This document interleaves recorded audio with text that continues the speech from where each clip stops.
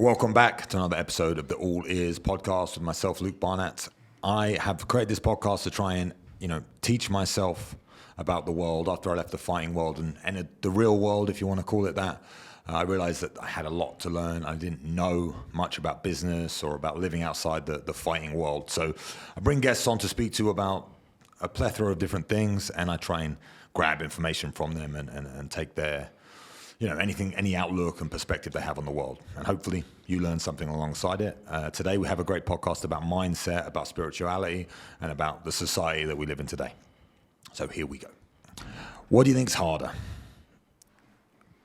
Being spiritual in this current climate, in this current world that we live in the society that we live in, following your spirituality, or getting jacked after 35?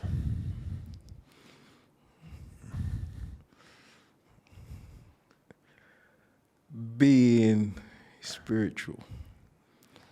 Why do you think that? Because that would be my first focus, because if I'm highly spiritual, getting jacked after 35 doesn't offend me. It's an experience that I've had that's going to teach me something. But you think it's now what's difficult about being spiritual in this world now when we're surrounded by, the Western influence and everything that's going on? Why do you think now it's such a difficult task to believe in yourself and to be spiritual and try and push forward in the world? Because everything comes from outside of you, like information-wise. If you look at the word information, like it's something forming inside of you based on what you're exposed to. So, but spirit's from within, as far as I know. It's inside. It's not for me to feel spiritual from an outside experience. It's for me to input my spiritual ways into what's external to me. Does that make sense? Into my experience. So let's say I get jacked. Yeah? How do I see this spiritually? What do I learn from it? How can I help other people not get jacked? So it's the experience is going to teach me something by default. If I have a spiritual approach, there's always a lesson in everything. When you fought and you've come back to win another fight, it's taught you something. So when you're fighting, it's an experience that teaches you all the time. If you're sparring someone, you got to be learning on the job. If you're fighting someone, you got to be learning on the job. Life is like this. You got to learn on the job constantly. And I tend nowadays to use a spiritual approach to learn. Do you understand? Because everything has to teach me something. Whether it's you, whether it's the dogs, everything is there to teach me something. Life's a test, and how you respond to said test depends on your will push towards evolution, either solo or collectively. Because if you evolve, I evolve, because we're around each other. So I'm always going to look to you and say, okay, how are my peers evolving? Am I evolving with them? Are we going separate ways? So you think, just to go back to it, it's like the path of spirituality, you believe spirituality is an internal battle, something within yourself. And you feel like depending on how spiritual you are, it's how you process information differently. The information that you garner is external, but then depends your point of view and your spirituality is built within you. Explain a little bit more. So I go into any experience. My perception will dictate how I experience that. Do you understand? So if I come from a spirit as high level as the spiritual experience, as high, the level of spirituality will determine how I deal with this. So I might go into, life does this to you as well. I have one experience, I deal with it. As I grow spiritually, I have the same experience without fail sometimes. And how I deal with it, this time it might be light. I might say, okay, that was light work. Do you understand? It's like, someone give you a combination on the pads, depending on how relaxed you are, you know, your state of mind, your sense of flow is going to be totally different, you know, and this is what life is. Your perception will dictate your sense of flow through that experience. On bad days, it's going to be turbulent. I think, wow, okay, I dealt with that last week. It wasn't so rough. Why is it rough today? You know, what's ruffled my feathers? So when I go through the turbulent, I try and center self. Like, this is so important to me. I say, okay, look, why was that like that today? Why is that teaching me? I had the same experience last week. Why am I shaking through it this week? You know what I mean? When you talk about fighters fighting and they have a fight where they're flat and they don't know what's happened. And they think, okay, like there's something up. There's something in the armor, in like, you know, the balance. And, you know, they talk about chakras and things like this. In your whole sense of balance. You know, what are you arming yourself with? How have you trained mentally? How have you trained physically? How have you trained spiritually? Are you calm? Can you see what you're supposed to see? So, like, if you're focused on one thing too much or an outcome too much, you lose your peripheral vision. And it takes you away from the present. And all you can do is be present. That will teach you how to get to the next step. If I'm present in a space and I fully appreciate that space, I'm guaranteed to have a better experience the next step I take due to gratitude and living full experience. So why do you think society now, or people in society now, struggle with these things, struggle to connect spiritually, or struggle to understand the importance of what you just explained? Okay, I'll give you a thing. When last did you look at the sky? 2 days ago. You see the sky every day. You're exposed to it every day. It's a big sign, because two things people don't know is when your head's down, you go sort of into a trance mode. You start thinking a lot. There's no clarity in it. But when we look down, everything we're taught to do is look down. Your phone, everything. If you stick your head up, there's a lot of clarity. It's like coming up to breathe. So simple little habits, you know, like you don't know that's destroying you, so to speak. You're doing because society has geared it to do so. If I'm on my phone and I'm communicating with you and I'm looking on my phone, there's not a full interaction there. And this is important for anything you go through, like, and nature, like, I'll reiterate this. Nature is the greatest teacher. It's better than me or you because it's been around before us. Before we were created, nature was created. And it's there to teach us something. If we're scrolling through something, do we ever scroll through nature? Do we ever look and appreciate what's around us? Everything we look at sends us into a warp speed of judgment because you have to process so fast. And there's never going to be no clarity in that. So how can you connect spiritually? So you think, you know, I looked at the sky 2 days ago, but that is rare that I do that. It's just that I was training on a rooftop and it was 7 a.m. and the sun was coming up and it was quite nice. So I looked at the sky. But I understand what you're saying, like that we're engineered by, everything in society is engineering us to be disconnected. Of course. So, you know, you have to put in extra effort or knowledge or understanding to become more connected. Yeah. And I think, for me, I think as a race, as the human race, the most joy you ever get is out of connectivity with other people. So there's a study that I recently saw, which is to do with rats and to do with cocaine, liquid cocaine. So they had one rat that would have, instead of the water filter they have on the cage, they'd put liquid cocaine in the water filter, and the rat would, and they'd have food. So you have two choices. You can either have food or you can have cocaine. And the rat would go to the cocaine over and over and over again until he killed himself, until he died. And then they built a super rat cage with loads of rats where they had a community, and they had the same two options. And the rats that were in the community, they didn't need the hit cocaine, of cocaine anymore because they had that connectivity with people.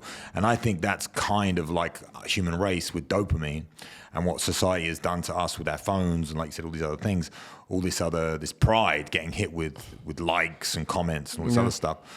That has become like the cocaine, which people are really searching for. They're trying to get this connectivity through a phone rather than just speaking to their neighbor or going to the park or doing something social. So it's like funny how we've drifted now so far away from being connected and being spiritual. So that's why I wanted to talk to you about it, because I think you're someone who has a great understanding of the importance of this. And when you say something simple like looking at the sky, and you're saying, does that affect your chakra, or it affects something that makes It's you... clarity. You look up, spend half the day with your head straight, chin up. Which is what your grandmother used to tell you, or she used to tell me, because I'm chin still... up. Even when people are down, keep your chin up. Does that make sense to you? Doesn't work in the boxing world, but you know what I mean? But keep your chin up. Keep your head up. Okay, I look at myself as a king, yeah? If I tip my head forward, my crown's gonna fall off. My crown ain't falling off for nobody. Does that make sense? Yeah. What made you come to the realization or gave you that perspective to look at yourself that way? Because God blessed me with life. And certain decisions I made, yeah? And the grace of God got me to where I am. So I can't give no complete power to myself, but I stayed on track. And I went through my journey. I own my struggle, so I can claim my victory. Does that make sense? So when people come into your lives and try and distort your life, it's so important you stay true to yourself, because you know what it took to get there. You know the battles you fought, because everyone will try and come and perfect you. Listen to what they have to say by all means necessary, but use your perception, your skill, your history of life. Don't just take a left turn because someone told you to. They have to remember they met you where you are. They gravitate to a high level of you. They didn't meet you at the bottom. So when they come into your life, be strong enough to assert yourself. Say, you know what? You don't even have to vocalize it. Your energy and your presence will let them know. You know, because we all have to learn from each other. But don't think you know better than the person who's lived it. I can't, like, in my business, I'm not nobody's life coach. I'm a consultant. So you use me as a mirror to hear what you want to say to yourself. Not what I should be telling you, because I'm still living life. And our journeys are still different. I can learn from you just by what you have to say to yourself.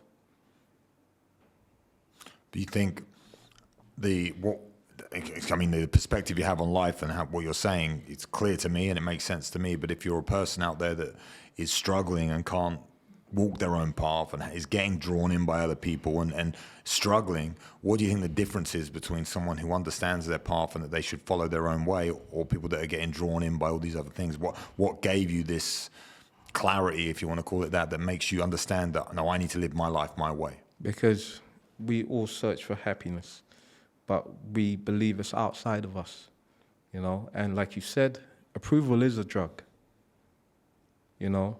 Acceptance is a drug. But you have to be yourself. They will accept you. Everyone accepts the truth. They have to, it's by default. Whether they like it or they don't like it, the truth is the truth. So you can be your truth. Whether they like you or they don't like you, it's down to them. There's a saying about, you know, to get an apple, you have to go to the tree. You know, you have to be your own tree in life and say, okay, look, this is my identity. There's far too many people following each other because they're searching for that sense of fulfillment outside themselves. So they do get it. Look at the rats you talk about. They get the hit. You'll get the hit, but there's an expiry date. It expires. Then you have to go back for more. That's why people tend to stay on these devices, because they need the hit. There's no sense of community no more, because You know, the bravery is done through the keyboards and phones and everything else. You know, if you have to stand a man up and look him in the eye, it's a totally different thing. A lot of people practice bravery in simulation first, not real life. We all have the ability to switch on at every given time to every given situation. If you practice the wrong thing, you lose your intuition and that spark to fly when you're supposed to fly. You know, in regards to, let's say I've had a confrontation, you know, my hands are gonna go when my instinct lets them go. And that's the best way to fight in my perception of it. Because I let everything go. So, but in life, you have to deal with different experiences like that because everything has to be new. That's when you activate all your senses. Imagine practicing the wrong thing for the right situation. But we all have this ability to come alive in the right situation. But it depends on your level of calmness as well. If you're so calm, the calmest people, look when we done the fight camp. The calmest people became the bravest warriors. And you think, that little guy, he's got that much rage in him? Because everyone's capable. You know, you talk about David and Goliath. Everyone's capable. However big you are, you can be dropped. You know?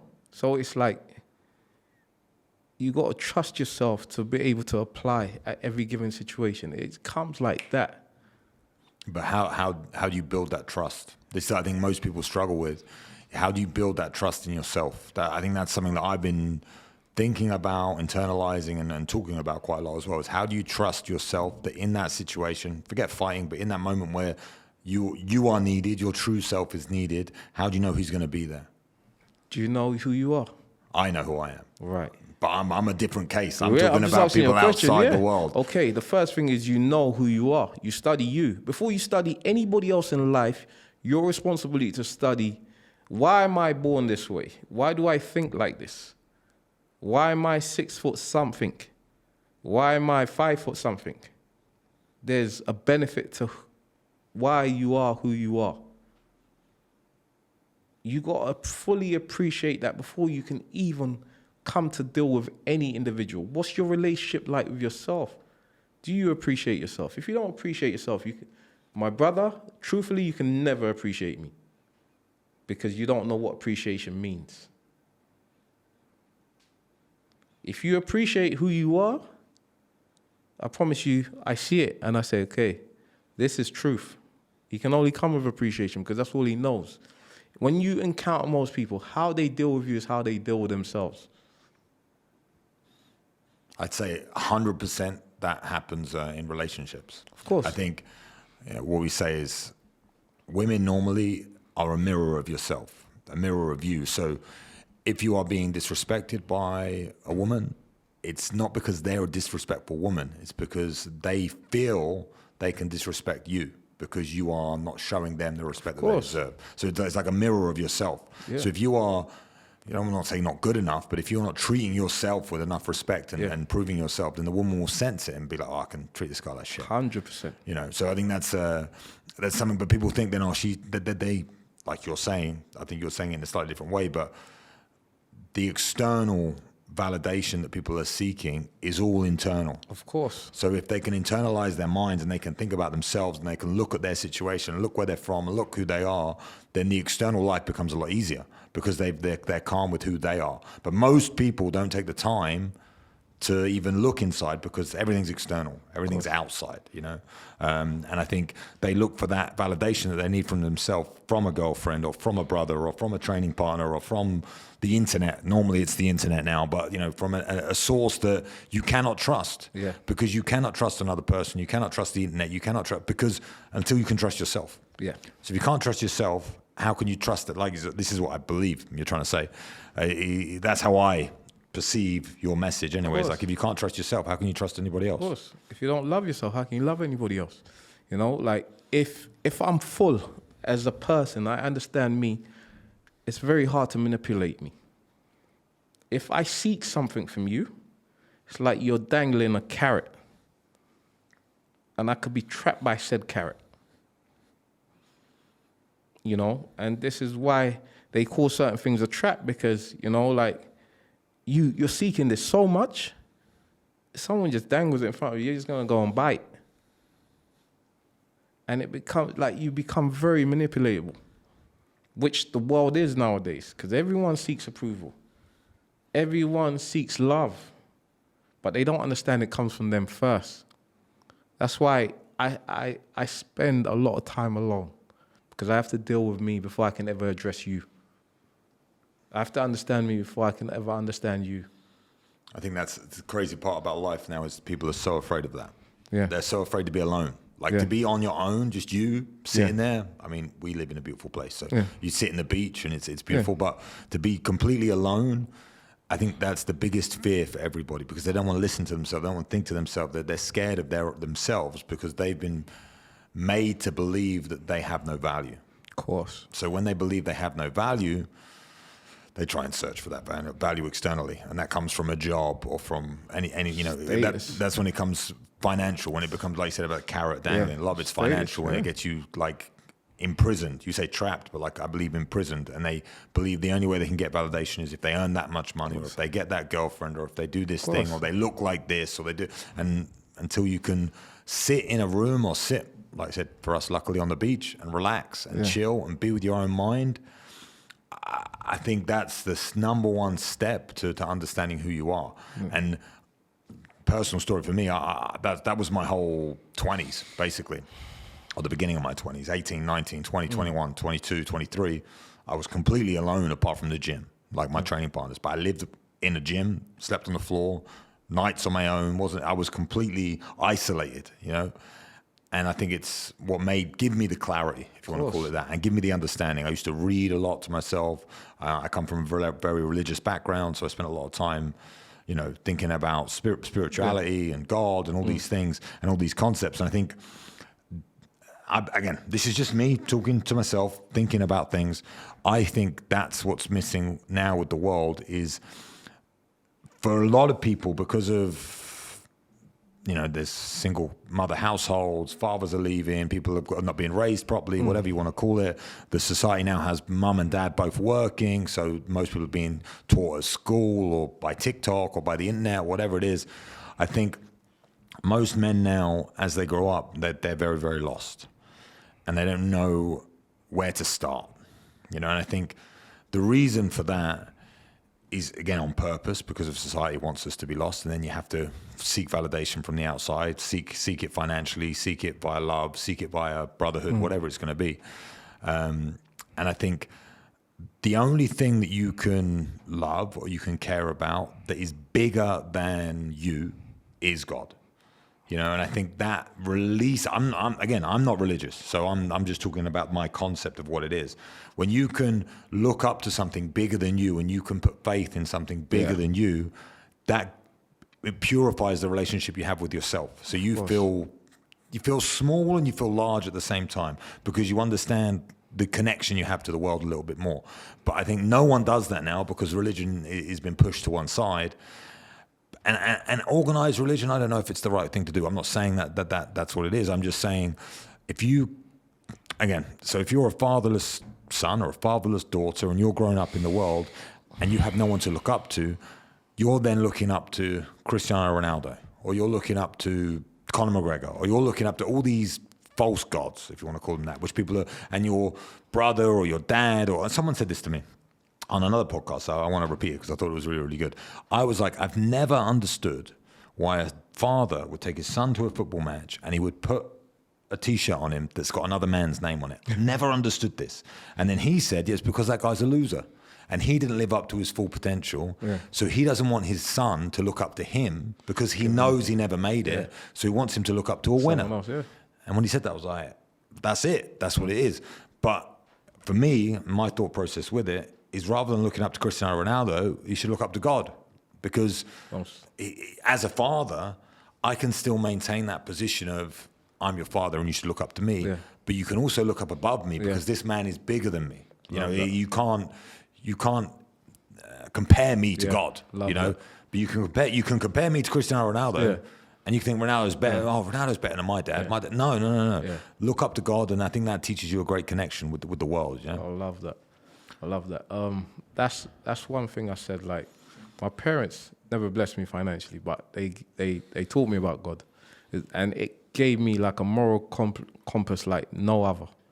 Do you understand? And I got a good relationship with God, you know. And like, you're so right. We're small in this factor. We're here to exercise a purpose and a deed, you know. And when you look at God, God created us. So why? He created us like we're equals. We're all creation. So why would you want to worship the creation, not the creator? Do you know? And like you got that so spot on. So spot on. I have nothing. You left me speechless, like, because I'm a religious person and I believe in God. I have faith. But when you put it like that, it's excellently said, because this is what society lacks nowadays. That sense, it has to be tangible. They have to see it for it to make sense. And for you to create new, you have to look beyond that. Do you understand? You have to look beyond me, you. God is God, and God will always show he's God. Because when I'm sitting pretty on my high horse, I will be humbled sometimes. If I forget it's God, God will humble me straight away. I learn my lessons sharp and quick. And I know it comes from God directly. Like, because we think we got a sense of humor. Imagine what God's sense of humor is like. I witnessed real life miracles. I'm saying, I don't know how I got through that. Like, but God will show he's God every time. And if we teach and instill this into our children, or the lost one, so to speak, we will understand that, you know, there's so much more to come. There's hope. You don't need the drugs. If you have hope, you don't need drugs. If you have faith, you don't need drugs. Because you understand it, okay, God's teaching me something here. You know what? Anything you idolize, God will take it away from you. Whether it's a chick, whether it's your home, whether it's money, there's no competition. It will disappear at one stage. And you have to start again. And because when we start with nothing, we have no choice but to have faith. But when we have nothing, we realize we have everything. When we have everything, we're still searching. But when we have nothing, we go into such a sense of presence that we appreciate how much we have. And we're forced to live in the present because we don't know we can't plan what's happening tomorrow. We might not have the means to do so, so we can only deal one step at a time. You know, when you're fighting in the ring, your sense of faith must be great because you don't know the outcome of that fight. You visualize it as you want, but you don't know how it's going to go. You can only deal with that present at the time. We've seen some fights that we think, they call it the punch from the gods, because it wasn't supposed to go that way, but God will show he's God. And people got to highlight this and notice when God's working in their life and give gratitude, you know, like, and with religion sometimes we worship the rituals, not God. So religion can box you off. You don't want to be boxed off. God made us with free will. So you're going to have a certain way to pray with God that's different from everybody else, and that's okay. There's a Muslim book I read, I forgot the name of it. It says, like, you have to be like a walk-in prayer. So your energy is just a prayer in general. How you live in general is, there's some people that pray 100 times a day, but you figure out, okay, life ain't going so well for them because they're resentful in their heart and they're not exercising the life God gave to them. There's a parable in the Bible. It says, like, I think there's a man, he's a farmer or something, but he owns several servants. He said, I'm going to leave you with this pot of gold, this. I think he left 4 of his servants with like different pots of gold.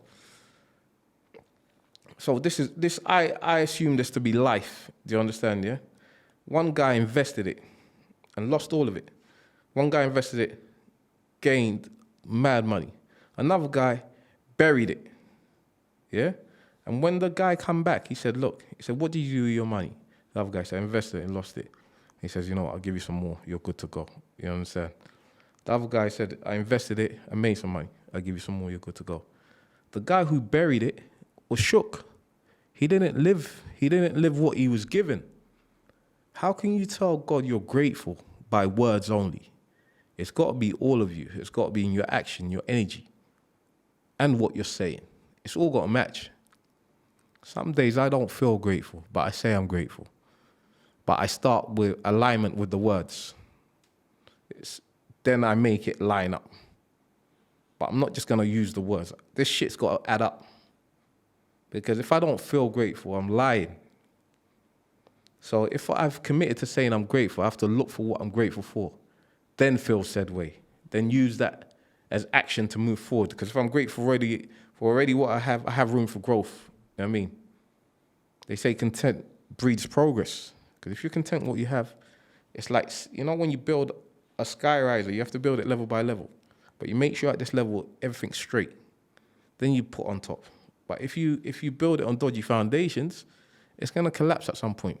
You're lying. And it's okay not to feel gratitude. Like, let's not bullshit each other. Because you don't feel that way. At least you're being truthful. Some people have had hard lives. But it's for them to see the good in it. And some days you're not going to feel gratitude. Don't lie to yourself. I think the difference is, yeah, some people have harder lives than other people, but you can never compare yourself to other people. You can only look at your own life. And if you're going to if you've had a hard upbringing, or if you've had a problem, or if, you know, there's been some trauma in your life, that's still your life. Of course. So you can't get another one. What are you going to do? You're just going to allow that trauma or that problem or that negativity to take over your entire life? No. And life's long, bro. You can make a difference. That's what I'm saying. You start from somewhere and then you build a bridge to carry on. It's harder said than done, but I think the mentality has to be there, right? You have to have that mentality to believe that I've gone through X, but I want to get to Y. The only way I can do it is believe in myself and move forward. You have to. It can't be like, you know what? Before you know it, the pain is over, but the pain is there to teach you something. You know, when I look at pain, what's the word? Acronym. Is it acronym or when you break up words or something? Yeah. Don't ask me English words. Okay, look. P, positive affirmations in negatives. That's how I look at pain. Acronym. I think that's what it's called. Yeah, acronym. Whatever. I don't know. I had to guess. You know what I mean? Okay, positive affirmations in negatives. That's what pain is. That's what pain is. Okay. Yeah? So when that pain comes, you start with your affirmations. Because you're in the negative now. And you're deep within it. And we could go to use my bodybuilding knowledge. When you do the negative, that's when you get the most growth, right? Yes. There you go. Growing pains, my brother. There you go. So that's it. When you do the negative part of the movement, that's when it's the most painful, the hardest part. You got to do it the slowest, and that's again. Could keep going with these. When you're in the negative, the slower you move in that negative motion, the harder it is, the more painful it is. Yeah. But it's like any pain. Once you go within the pain, you might think I'm a bit nutty here. You start to enjoy it. Of course. You understand it. You say, oh, shit, this is sharpening me. Do you understand? Like, you know, when they say bring the pain, like, let's go. Because now we're going to ride this wave. It's no pain, no gain. Right? And no that's pain, it. no gain. Like, when I'm training, I say, okay, look, when I was training at my peak, I'm thinking, this is heavy. Give me heavier, please, because I got to understand this. Give me heavier so I can conquer the stuff I couldn't conquer. And it's just, it taught me about mindset. It says, okay, I couldn't lift the one that I couldn't lift, but I lift something heavier. Then this became light. So it's all mindset. I was doing a bench press with a friend of mine recently, and this is similar because he's got a similar mindset to you.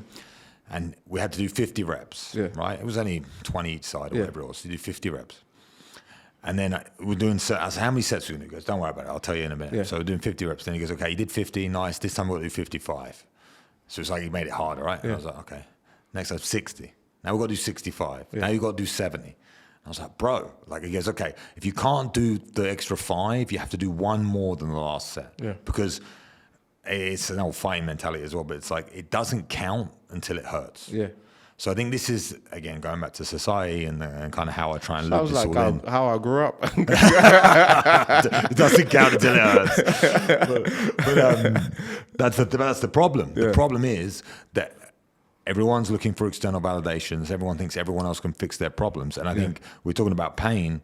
We were talking about pleasure before with the cocaine and the rats. Yeah. I think pleasure and pain are so intertwined. And if people are searching for pleasure outside their bodies by searching for likes and affirmation and validation, that was the word you used, validation outside, and alcohol and partying and whatever else, then they're trying to put the pain outside their body. So what they're doing by doing that is they're trying to blame everyone else for their problems. Of course. So they're not taking on the responsibility of saying, okay, life's hard, life's painful, and I'm going to get through it. Yeah, of course. They are saying, life's hard, life's painful because of this guy, because of that, because of my father, because of my mother, because of whatever it is. It's not my fault. Yeah. When if you just say, no, it's my fault, and it's going to be hard, but pain, positive Affirmations and negatives. positive affirmations and negatives, that means you have to go through the pain to, come out the other side. There was a Daniel Cormier, famous UFC guy.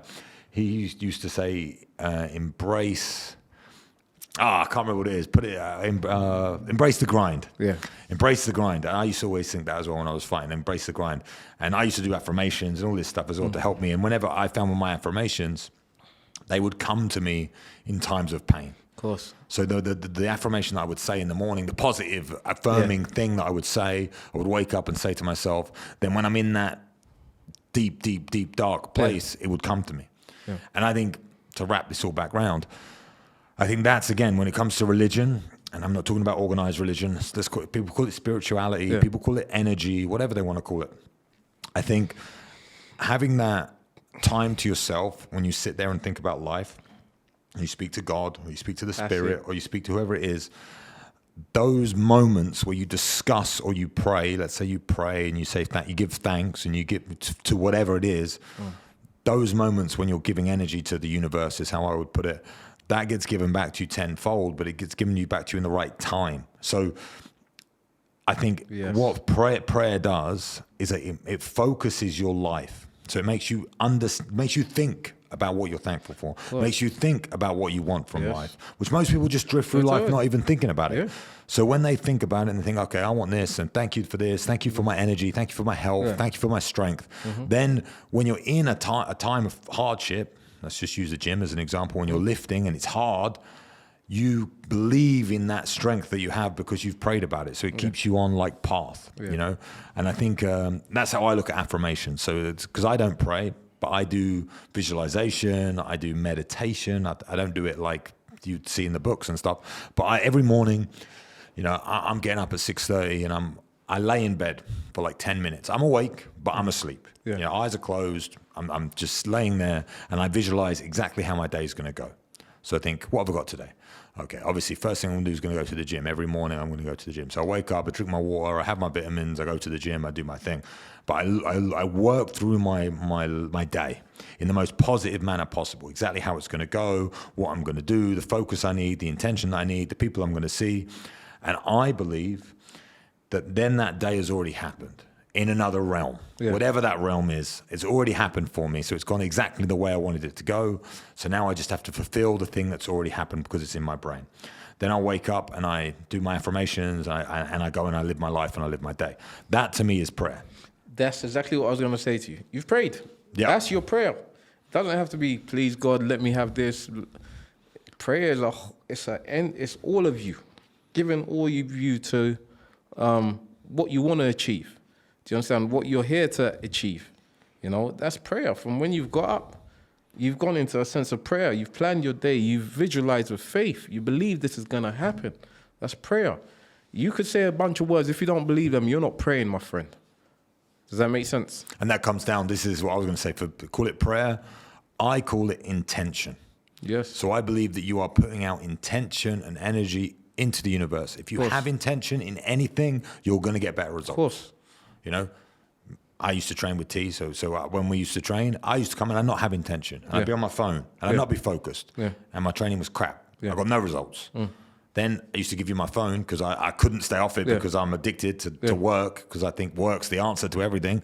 And my focus would be a bit better and I would get better results because I had more intention. So every day when I wake up, I give myself intention for that day. So I don't do, this is, I think, the biggest tip, if you want to call it a tip for the people watching, is charge your phone outside your bedroom and don't look at it for at least 30 minutes when you wake up. At least, like longer if you can, but at least 30 minutes. The best result could be you don't look at it until you've woken up, you've done your routine, you've gone to the gym, you've connected with the universe, the sun, looked at the sky, worked out, breathed heavy, done something hard. Then you think, right, now my day begins, look at your phone, work, whatever crap you got going on. Because otherwise, you wake up, first thing you look at your phone, you get stressed, you get a problem, your attention is all over the place. Because we have a very intrusive device. It's the device that anyone can get to you at. Do you understand? Because what you have to understand is you might not take it personally, you might not observe it, but you'll never forget it because you've experienced it. You know? So it's like it will have some sort of dent in the day.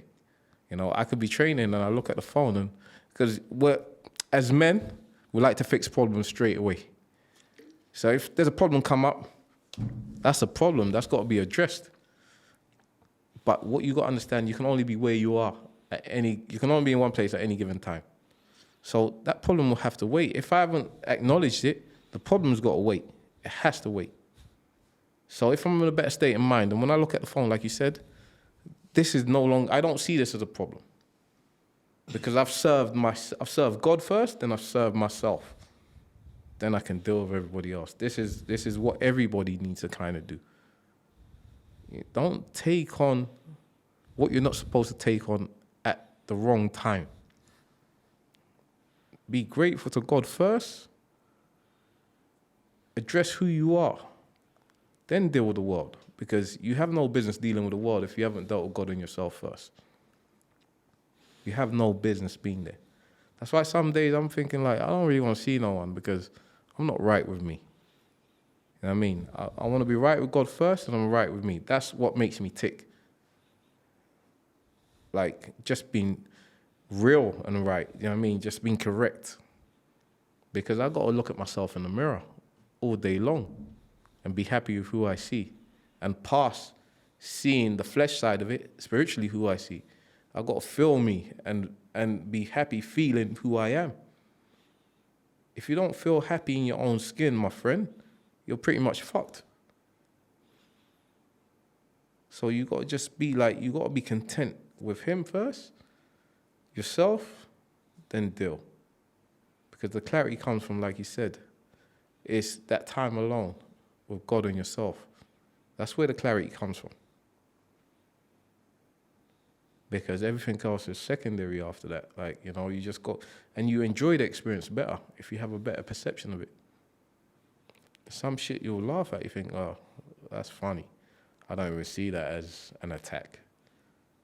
That's actually hilarious. And that's when you know you're half getting things right. Because you're not taking it personal. The minute you take it personal, it becomes in your energetic field. If I piss you off, you've let me do so, I've taken your power. I think another conversation I've been having recently, that when you say this, it makes me think. So you said that when I piss you off or when you get pissed off, this is like, I always describe myself as an abrasive person. I'm a person that I live my truth, if you the way you want to call it. You know me, you know what I'm like. I don't really sugarcoat things. I don't really like talking the person. Like I'm very like, this is how it is. This is what I do. If you don't like it, don't like it. Yeah. Right. And I'm trying to. Is that the way? This is what I've been battling myself with. Is that the way to live? Because I am upsetting other people because I'm living the way I live, like how I am. It does upset other people sometimes when I'm very direct and very straight. And my friend has said to me, he said, it's your responsibility for your actions. Your actions are your responsibility. What you say is your responsibility. Everything you do is your responsibility. How they take it is this. But how they take it is theirs. This. How they react to you. You have every right to be your truth. And apologetically, you have every right to do so. You know, as long as you're not hurting someone, you're going to hurt people by default. Because some people don't want to hear the truth. Some people don't want to feel the truth. Some people don't want to see the truth. You know, but we go back to intention. You know, if let's say you've done me a wronging, yeah? I don't want you to do 10 other people a wronging. I'm going to tell you that you've done me a wronging. In my eyes, I feel like you've done this, my friend. However you take it, that's your business. But I'm going to let you know because I have every responsibility to do so. Because I'm not going to I'm going to do my best in my power and not let you do to someone else. Because sometimes, you know what? Even if you do, you're going to meet someone like yourself. And it's going to end bad for you. Because I leave it out of my hands. But at the point of interaction, you have to be your truth. Whether they like it or not. Don't sit there and feed nobody's insecurities. Because you're not helping them. If I mess up as a friend and you're not telling me, mate, you're setting me up to fail. How I take it is down to me. Say, right, that guy's a jealous prick. He's telling me lies. But that's on me. But if I go on my spiritual level, I say, whoa, oh shit. Like, it kind of humbled me. I need to fix this, fix that, and fix this. You know? I think, again, I bring everything down to fighting. So I look at it from, if I am doing something badly in the gym and I'm doing something incorrectly and I'm with my training partner who I train with every day, and he exposes that problem, let's say, try and think of an example. I'm trying to get up against the fence, but I don't defend my head, and he hits me 3, 4, 5, 6 times. Okay, I got hit, so I should know that there's an error there. So there's a disconnect. But if I continue to do that and I'm continuing to make that mistake, I would like my training partner or my friend to highlight to me, listen, bro, this is wrong, you should do this. And that would then stop me from taking damage in the long term. So it's like, what I'm trying to say is that if you're a friend and you have a problem and you see someone with let's say, a gap in their personality or a problem they don't fix or a way they act, if you sit there and don't say anything to them and they just continue to be like that, it's like you should, if you see something, you should notice it. You should say to your friend, listen, bro, sort this out. Because this is weak, or this is wrong, or this is going to bring you harm, or this is a problem, or whatever. And it's up to them to, internalize it however they're going to. If they get upset and don't want to be a friend anymore, well, you did the right thing. It's their business, because you know what, in life, you have a lovely house, You're the house. What happens in that house is all the doors are left open. You let everybody in, They choose the doors they close. And once they're in the corridor, there's nowhere fun to go no more. They have to step out. It's as simple as that. But you never stop being the house. People make their own choices, and you just see people shift out your life, and you think, okay, but you have to know deep down you've told the truth to this person. Because what happens is, if you feel you wasn't your truest self, you invite them back into that house. Every relationship I have with everyone, I do my best to tell the truth. Whether it's in action, whether it's in demeanor, but you'll get a sense of truth from me, whether it's by word. But you will get a sense of truth from me all the time. And if you don't appreciate that truth, I step aside. I always step aside, because you can't burn energy on someone that don't want to learn. Even people that have told me truths and I haven't listened to, they've had to step aside. Then I learn later, because you know what? You can always say something to someone, but they might not hear it. Sometimes they'll hear it when you're not there. But make sure you speak, or make sure you demonstrate what is supposed to be right. Or what you think is right. Or what you think is right. Yeah, I think, to your truest nature. Do you understand? But as we said at the beginning, so the beginning question was getting jacked after 35, or, succumbing to spirituality, or believing in spirituality. What allows you, or what mechanism, or how do you push and rely on your truth and be the truest version of yourself? Obviously, it's very difficult to do for a lot of people. A lot of people struggle with being the true selves, pushing forward and living in this world where there's so many distractions. How do you stay centered? Like, how is that? What's the practicality of that for you? Through every experience. If I get jacked at 35, you mean? No. I mean, how have you built your life that you can stay connected. And if you see yourself veering off and maybe being dishonest or maybe not living to your true self or not being the person that you want to be, how do you realign yourself to be back in that place? Because you know what, when I go through it, more time it's just me and God. So I go back there. I go back to, if I'm not being my truest self in any situation, like it's mad. It's like a automatic reaction. I just retract and I go back to being quiet until I figure it out. Because, you know, if I do something that's not serving me or anybody else or the collective, it's dead weight. So I can only appreciate my God, then myself, then I can be who I'm supposed to be in any given situation. So I always go back. I recenter myself and say, okay, I'm stepping out of the situation. Yeah, not because I can't get through it, because some people don't get shit sometimes. Some people, there's even including myself, there's sometimes I've had some fights that I didn't have to have. It's a waste of energy. And taught me nothing.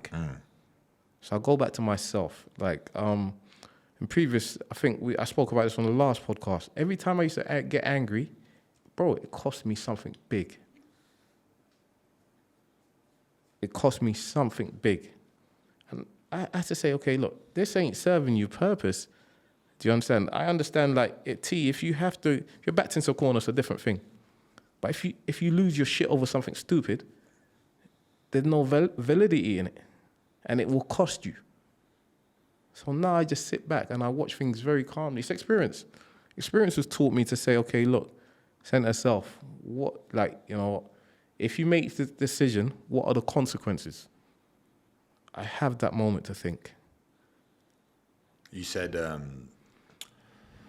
if it's not serving my purpose, what is your purpose and how do you know it? What is for you, what is your purpose? Know my purpose, and I'm clearing it, ever so clearing it. Now, my purpose is just bringing out greatness in people. Like, I see myself now, like I visualized it the other day. I see myself as a tugboat. Do you understand? I tow big ships out. And sometimes when you're towing a big ship out, you want to be on that ship. But you got to disconnect. Once you've done your job, disconnect. Go back to what you're supposed to be doing. Because that shit will drag you and sink you. When you're meant to let go of things, do not be attached to nothing or nobody. Do what your purpose serves it. Make it a great place to visit, and for them to, or for it or them to visit you, and let go. Because sometimes when you invest so much in something, you expect something back, but you should never do that. Everything is given to be given. You know, if I engage in a relationship with you and we're friends, and I say, bro, like, I give you that, bro, I need this back. I wasn't given it. I put it down somewhere to get it back later. Yeah, it come with... Yeah, it comes, you're attached. I'm attached to what I've given. Yeah. It's like, you know, casting a fishing rope out and you just leave it there. Do you understand? Like, when you give, just give. Expect nothing back. Like you said, the universe will give it back when it's supposed to. Your timing. But if you're attached to that thing, it drifts you this way. So that's why I see my purpose. I'll go back to purpose. My thing is directing people where they're supposed to be. I saw it. It was mad the other day, only 3 days ago. I see myself as a little tugboat pulling big ships out into the sea. And how do you do that in the real world? How are you the tugboat? In the real world, I see their attributes and I coerce them into knowing themselves. I see their attributes and I act as a mirror. So I'm the mirror they sit in front of for 45 minutes. And what I do, I take the lies, put them there, and reflect back the truth. Because everyone believes, people also believe lies about themselves. So I take away them lies, the distortion, so to speak, the translucent light. I say, look, you're pure light. And they talk to me, and I just reiterate the positives they said to me, or whether it's by vocals or interaction or energy. Because if you bring shit to me, you're going to see shit. If you bring goodness to me, you're going to see goodness. But like I said, sometimes I take the shit and I give you back goodness because I just want you to be the best you. 'Cause if you're the best you, he's the best him, he's the best him, she's the best her, there's no looking left and right. There's no envy in the world, you know. And there's a program soon to launch, 12 Steps to the Throne, because I believe we're all kings and queens out here. So if we all act in demeanor as kings, we are our territory. We are king and queens of our destinies. Yeah? We don't need to look at someone else's stuff. When kings address themselves, they deal like on a high level. They exchange at a high altitude or high value, whether it's by gifts, conversations, or what they've experienced. But the energy exchange, the verbal exchange, is at a high level because they know themselves to be kings. They know what they rule. And they know it's not their job to rule another man's kingdom. Because if I jump off my throne to jump on your throne, who's sitting on my throne? I can't sit on both at the same time. I know, okay, my queen is here. You know, and if you look at a king, there's nothing behind him. When he sits, he's got advisors by the side of him and he's queen. But there's nothing behind him. And we all look forward. Because we have every right to do so. You look at what's in front of you, not what's behind you. So that gives you an opportunity to be a better person today and forget what you done yesterday. When I was in the sales world, they said you're only as good as your last sale because you've got to push forward. What you've done in the past has helped forge your character, but you've got to let it go now. It's not you. I think a lot of people hold on to the achievements that they've had in life, and then you can look at me. I'm a great example. I fought in UFC at a young age, and if I'd have just been the guy that, I was a UFC fighter. I don't know if you know, but I was a UFC fighter. I don't know if you heard it. No, I mean, I say UFC a lot, but yeah. It's like if you just hold on to that accolade and you don't grow or continue, and you just like, it's like guys at school that were good at sports. Let me ask you a question. Okay. Yeah? Is that the truth today? No, that's what I'm saying. Yesterday's truth is tomorrow's lie. Yeah. It's not the truth no more. Yeah. That's what I mean. It goes. So if you're just going to hang on to that, I'm not the guy that's just hung on to an accolade that I've had. Yeah. I'm someone that's tried to develop and come better and grow and get bigger. Yeah. But I think a lot of people out there, because they don't understand themselves and they don't have a good connection with themselves or a good connection with God or the Spirit, they don't believe that they can achieve more. They don't believe that their life can change. They don't believe that it's just a stage that they're going through and it's a part of their life and it becomes their whole life. That's what I'm saying. Like the kid that I know, kids at school that were great footballers and great, and they were like the popular kid, and that was like the highlight of their life. Yeah.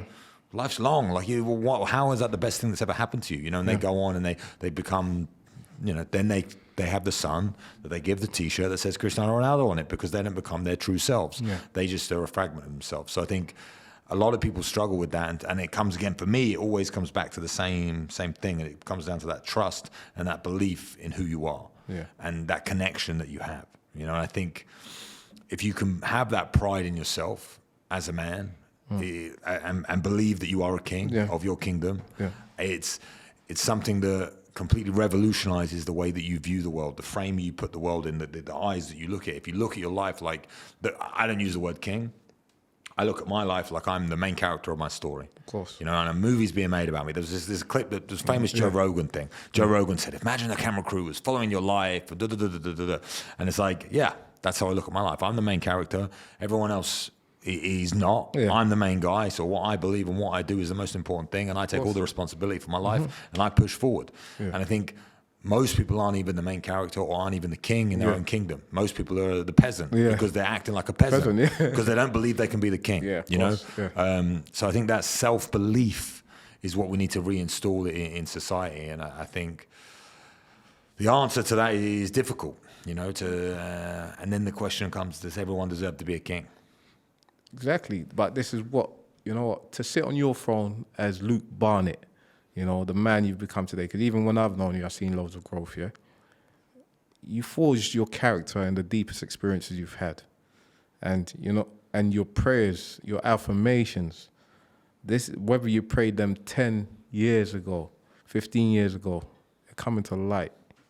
You invested in your prayers, and, you know, even hearing you speak like this, I don't think we've ever spoke on this level, you know, and like, you're a man of God, and like, you know, I carry... You would never know. You would never know. But the thing is, yeah, but it's something that is in you because you're successful. Do you understand? Because you pray. You know, like if we look at any community that prays a lot, yeah, they're successful. They are successful, however they pray. Because I think success, this is being successful as a community that prays, depends what energy they're putting out into the universe to get. Because most people think when you talk about success, they think financial. Yeah. So it's not about financial success. No. It's about the feeling and the connection that they have to themselves. Yeah. That is what breeds success. I think if you know who you are, you truly understand it, through prayer or through whatever system or whatever collective you used, and you're in a community that talk about these things and talk about these topics, and that will bring you success, if you want to call it that. High frequency living. It's high frequency. Yeah. And this is why, before you engage with anyone, make sure you're at high frequency yourself, because you'll attract it. You know, you don't want to go into low frequency conversations. I'm highly sensitive to it. Like, it's mad because you know me very well. There's certain conversations I won't engage in. I'll just be quiet. Then I'll leave. It's as simple as that. Yeah. You know, but it's that. Why have a low frequency conversation? Why? Because that's what everyone is dragged into every day. Course, that's the thing, man. And you have to be a very, very confident individual that has a great relationship with himself to step away and be like, I don't need this. Yeah. I'm not interested in this crap. Yeah. Why are we talking about this? Yeah. I want to talk about this, and this. And I think there's always this question or this thing that people talk about is like, you want to be the man that when you walk into a room, everyone like turns, and like if you walk into a cafe and everyone turns around, who's that guy? Yeah. You know, and a lot of people want that.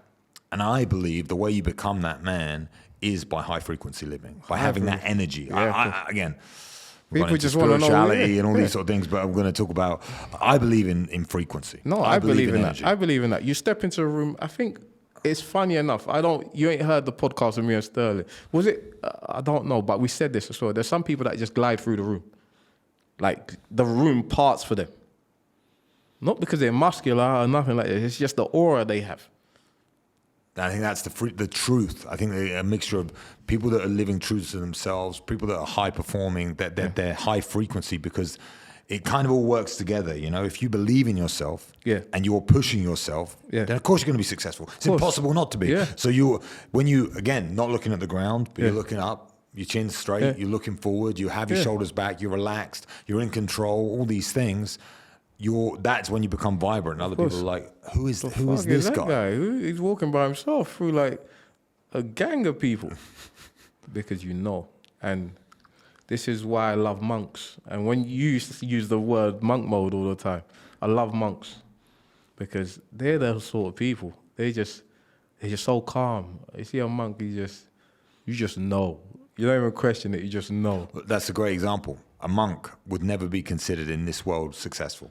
Mad success. Those are the most successful people in my eyes. Because they've conquered the understanding of themselves. You know, they've conquered themselves. They understand themselves deep, and have connection. They can be anywhere. They can be like in flowing traffic and have stillness in their hearts. They're not drawn by anything or anyone. That's success for me. Because you know what? They see past the material world. They see it has no value. Don't get me wrong, we use it as ways to have fun. My concept of the material world is I'm experiencing someone else's creation, whether it's driving a fast car, whoever invented this Ferrari. Like, I'm experiencing this creation in my own way, and I'm great gratitude for it. That we all have creative measures. Do you understand? When I'm using your gloves or whatever, do you understand? I'm experiencing your creation. When I'm working with your fighters, that's experiencing your creation. You know, but every creation comes from God. I mean, so you got to experience these things, but you can't make them your God, because life is way past that. Because once you've experienced someone else's creation, there's an expiry date. These monks live in bliss. Their eternal happiness I don't think it can be rattled. what's the phrase? I'm trying to think of it. It's a philosopher, and I'm sure the comments will rip me. But I won't say it's Carl Jung, but it's happiness comes from not getting what you want, but from wanting less. Yeah. So it's like the least you know, or needing less, I think is what the phrase is. The less that you need, and the understanding that you have that these material things are unimportant, and to try and not make it philosophical. And so like financially, when you do well and you make money and you have, again, I fought in UFC, been a celebrity, had people look at me, look up to me, and all that sort of stuff, that fades away. You know, so if you become attached to that, and again, I was never the highest of the high, but I was still there. Yeah. So if you become attached, and you look at yourself like a god rather than look above yourself, and you become attached to that, and when that goes away, it's so painful. Of course, you lose that thing. Because that's your sense of purpose. Like this is what I say. I say, okay, I stopped being a personal trainer. That was my thing. I loved doing that job, mate. When I stopped doing that, my confidence dropped a bit because what am I gravitating towards now? But this is another segment of pain. I have to be positive through this transition because this is growth for me. I can choose growth or remain the same. I choose growth all day long, God, please. Even when I'm lacking, I pray, pull me forward because I've experienced that. Like I want to go forward. And my will and intention is to go forward. I have days where you question it because I want this, but I feel I'm in a current position of test. You want to go forward, take the steps. You want to experience everything. This is what I was trying to say. Like, that's again, for you, changing from being a personal trainer, for me, leaving the UFC, it's like it completely re-rattles your brain and your life and your identity and everything that's to do it. So you have to go through that pain to grow and ultimately become better if that's what you want and you stick at it. Some people fall off the wagon, but if you can stick at it, you become better. But it comes same with all we're talking about the monks and all this financial stuff and all this material stuff that everyone wants. Like I hang around with extremely successful people that have all of this stuff. And all they want is connection with themselves. Of course. Peace is the new wealth, they say, isn't it? Yeah. So it's true because they transcend what the average person understands because they have it all. So it's like it's easy to say money doesn't matter when you have loads of money, right? Yeah. It's easy to say that. But when you don't have any and you're trying to pay the rent, it's of course it matters, but it really, really, really, really doesn't when you get to the point where you think all of this crap is just crap. I could buy another one tomorrow. You said Ferrari, I've got a Ferrari. Tomorrow I'll get. If you could buy any Ferrari every day, it's worthless. Yeah. So as soon as it becomes worthless, unless you're in touch with the creation and you believe in the thing, it doesn't mean anything. So what means something to someone that has everything is connectivity, family, and understanding themselves. Yeah. And God, if you wanted to become religious. It's like, but if you say that to somebody, I used to always have this, right? When I was fighting in the UFC, I come through a gym of guys, extremely talented fighters. The only reason I ever fought in the UFC was because I joined the right gym at the right time and I put the effort in and I did all the right things. And I, all of a sudden, found myself in the UFC and all my training partners were not in the UFC. So I was the only guy. And being in the UFC was cool, but it was just like fighting anywhere else. Yeah. And I just was on TV and had all the material, external crap that doesn't really mean anything, but you think it means everything.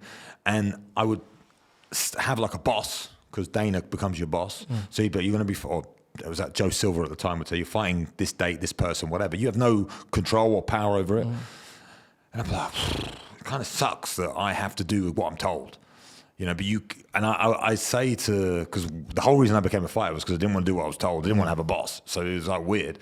And I would say to my training partners, like, this sucks. Like, I got to do this. Like, this is high. They'd be like, bro, you're in the UFC. Like, you've got everything that I want. And I'm like, now I've got everything that you want. It's not that important. You know why? The journey is so lovely, isn't it?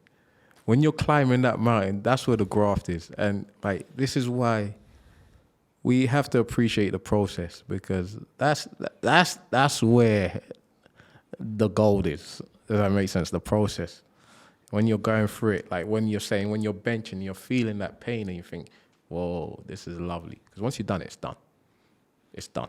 You've accomplished it. You've done your max rep or whatever. You've been to the UFC. You're there. That's why if you look at all these people, like once they're there, they let go quickly. What's the guy who used to own Dre Beats with Thing? I'm not going to know. I don't know a single person. But this guy apparently sets up companies.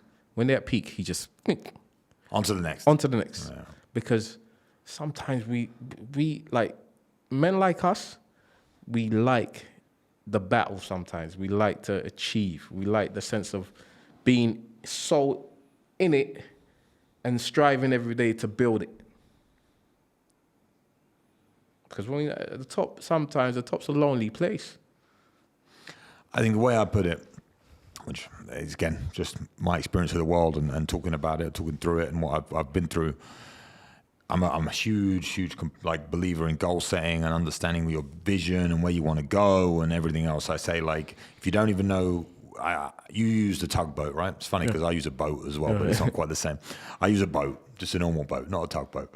But if you think of yourself as a boat, so you're in the sea, going down the sea, and you think about all the things that we're discussing today, like the distractions, the society, Instagram, the dopamine, they're all just waves that are like trying to drag you in different directions, right? So you're trying to stay pure to your mission, straight, and you want to go from A to B. Yeah. But if you don't even know where B is, how are you ever going to get there? Yeah. So if you don't understand where you're trying to get to, that's step one. Like, I'm the boat, where's the destination? Yeah. Okay, so first I've got to understand my vision as a man, understand where I want to go.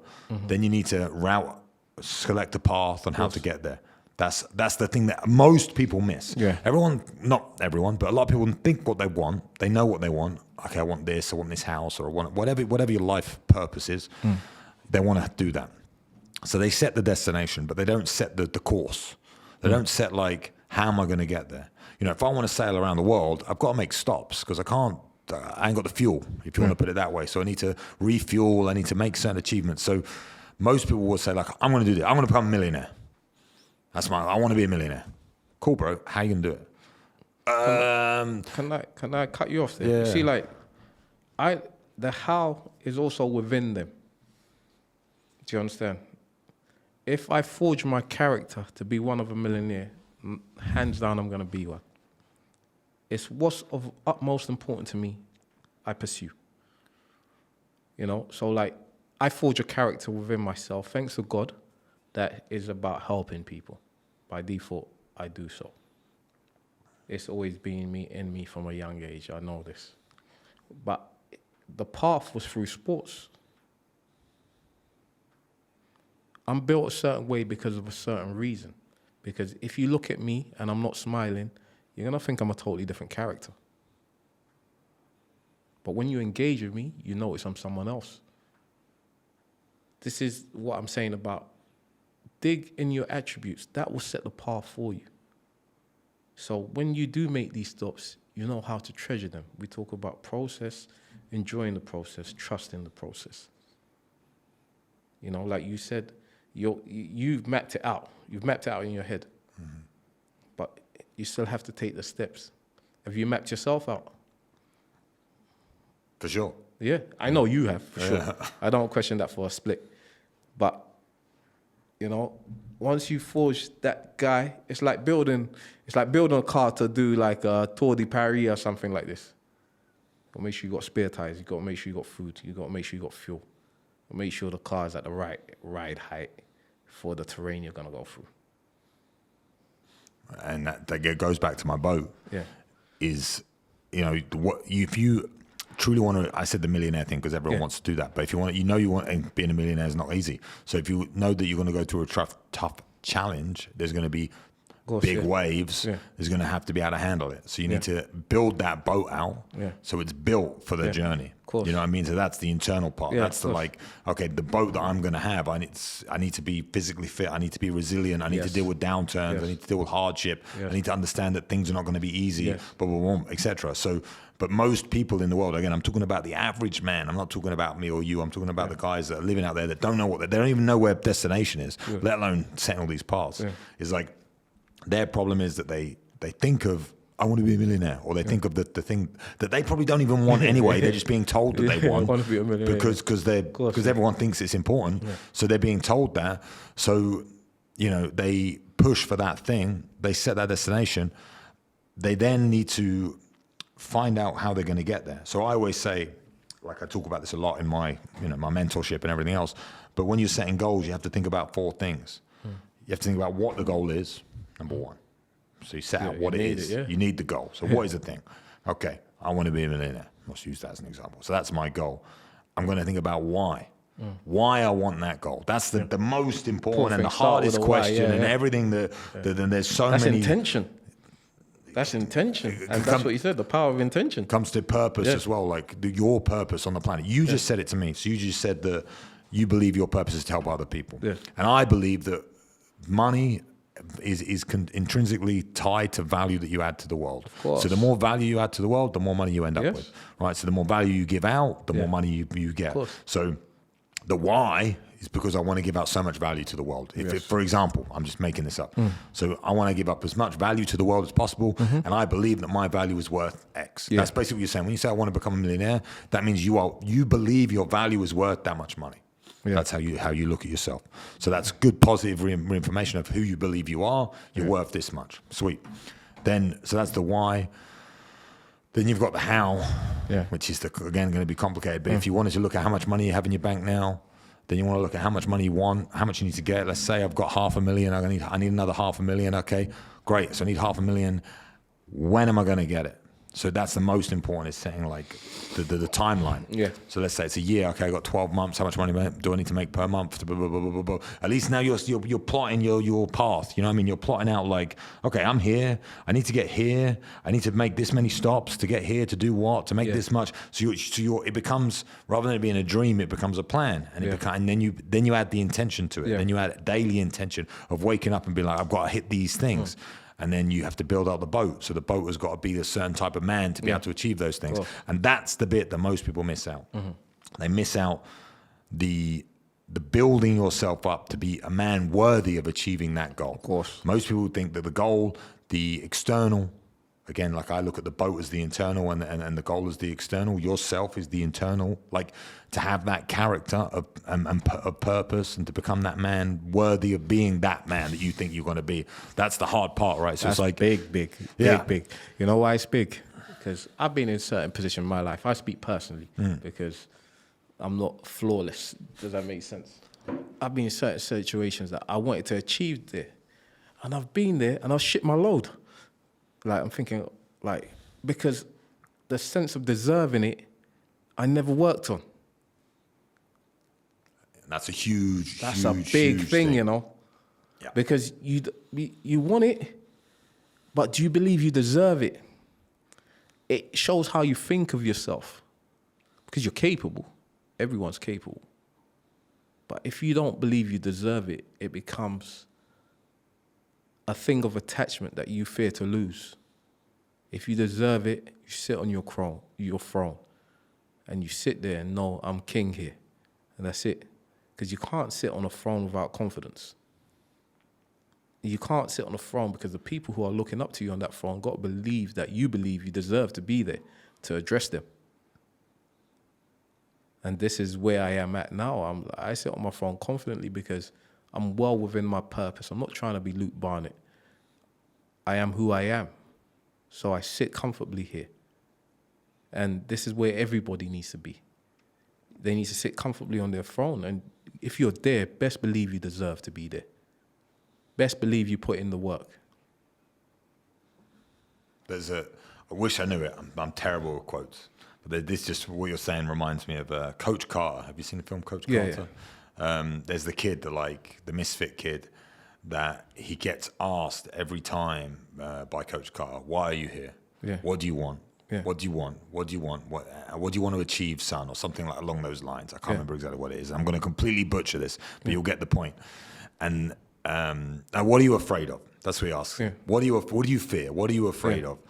And he goes, why do you keep asking me that question? Because he doesn't understand it. Yeah. It's like, once you understand what you're afraid of, you can then go on and conquer the world, is basically what he's saying. But then there's a bit where he says, what do you fear, son? Or what are you afraid of? And he stands up and he says, along the lines of, I don't fear being not enough. I fear achieving everything that I've ever wanted and shining so bright, because then my peers amongst me are gonna like fall away. You know what I mean? It's along those lines. Like, I'm going to butcher it, but people are afraid of success. Of success. Yeah. So when you're saying, I used to be like that. That's what I'm saying. Yeah, when you say you don't feel like you don't deserve it, or you felt like you didn't deserve it, that's that. That's the fear of success, the fear of belief, the fear of no, I'm a king. I deserve to sit on my throne. But that is bred into us by circumstance and by our surroundings and by people. That is other people's opinion affecting your own opinion of yourself, and that's the number one thing that you need to dispel and get rid of, because it's so difficult when you're surrounded. Rewind. Use the word again. Use the word again. Dispel. Dispel. Okay. Dispel. Yeah. Because spells, words. Perfect word. Dispel. Because it's an illusion.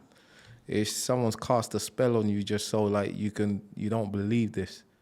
You deserve it. You all deserve it. We all deserve success.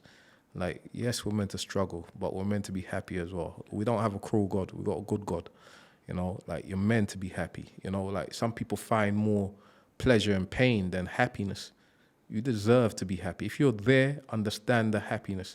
Understand you gave everything to be where you are. No one else done it. You know, by the grace of God, you done it. It was your experience. It's not mine. It's not his. It's not hers. So when you stand there, like, just treasure it. When you've accomplished any goal, small, big, understand, I deserve this. Because it's only raising your level of confidence to push further. If you don't believe you deserve this, you go down a pecking order straight away. Because you don't believe you deserve to be there. How can you hold on to the throne if you don't believe that you deserve to be there? Sit on the fucking throne. Be yourself. In the most calmest demeanor. Because calmness is confidence. You know? I think for most guys, there's a lot of wisdom in the things that you say. I think people could learn a lot just from the. I think for me and fighting, it taught me the most valuable lesson, which is that you have to reanalyze your life or the way you fight, because you only get better by having a fight, watching it back, and being like, I could have done that better, could have done that better. I felt bad here, felt bad there, and then that's what sport does. You look to improve at a sport. You need to do it, think about why you're bad, and then improve, and then train that thing, and then train that thing until it's good, and then move on to the next problem, and blah, blah, blah, blah, blah. But people don't do that in life. People don't look back at the mistakes. People go through relationships and like, oh, I've had 5 girlfriends, they've all left me, but they don't blame themselves, they blame someone else. They don't change their actions, they don't change the route that they're on. And I think the wisdom of prayer, the wisdom of understanding who they are, the wisdom of being true to yourself and truthful and not lying, and of being proud enough and strong enough to step away from conversations that are low vibration, to really, you know, invest in yourself as a person and to try and improve your situation in your life. I think there's a lot of wisdom in that. So I think the guys that are listening, I'm sure they have learned a lot. I want to cap us there, and I want to say anything you want to add, anything you want to say, and how can the guys out there find you to continue learning? Regenercise.com. To all the guys and girls, because I'm sure there's some girls watching, just be yourself. Be true. Be true to yourself. Look in that mirror. Be proud of who you are. You know, like Luke said, when we fight, when we face adversity, it shows us what to work on. Work on them things. Don't be shy to work on them things. We're a constant work in progress, all of us. We're perfect in our imperfections for growth. Because if we had it all perfect today, there's nothing to live for tomorrow. So let's continue to grow. Let's continue to love. Let's continue to live. Awesome, bro. Well, I'll stick your links in the bio. So if anyone wants to find you, they'll be able to look down in the description and work it all out. Thank you very much for your time. Appreciate you so much, brother. Yeah. God bless. See you soon.